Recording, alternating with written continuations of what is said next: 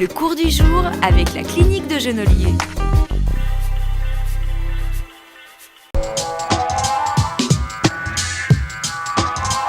Nous allons parler d'un sujet jadis tabou. Aujourd'hui, on en parle plus ouvertement. Il concerne les hommes de plus de 50 ans. On peut dire que 90% des hommes auront une prostate qui s'agrandit avec l'âge et que grosso modo 25% en souffriront.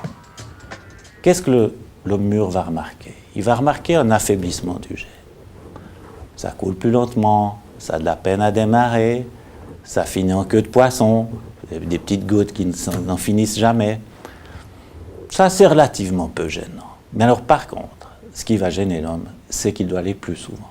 Il doit se lever la nuit, il doit aller plus souvent la journée, les besoins sont urgents, parfois même difficiles à réprimer, avec peut-être la perte de quelques gouttes d'urine. Dans les cas les plus graves, ça peut aller jusqu'au cancer. On ne peut guérir un cancer de la prostate que quand il est tout à fait débutant. Quand il est débutant, il est silencieux. Rien, pas de douleur, pas même de troubles de la miction ne viennent alerter le patient. Et nous conseillons, à partir de l'âge de 50 ans, de se méfier d'un cancer de la prostate, et même dans les familles à risque, où il existe déjà des ascendants avec un cancer de la prostate, commencer les contrôles à l'âge de 40 ans.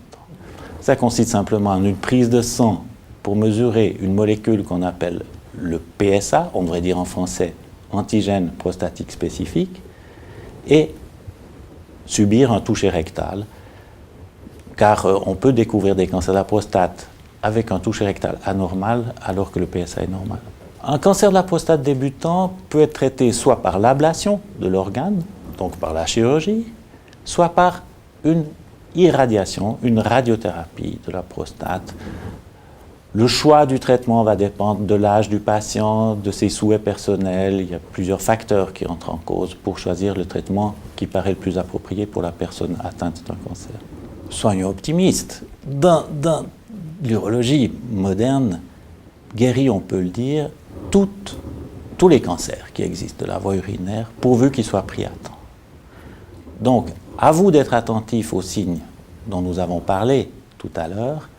N'hésitez pas à consulter votre médecin. N'ayez pas peur des examens qui ne sont pas aussi barbares que vous ne l'imaginez et vous avez toutes les chances de vous en tirer. Le cours du jour avec la clinique de Genolier.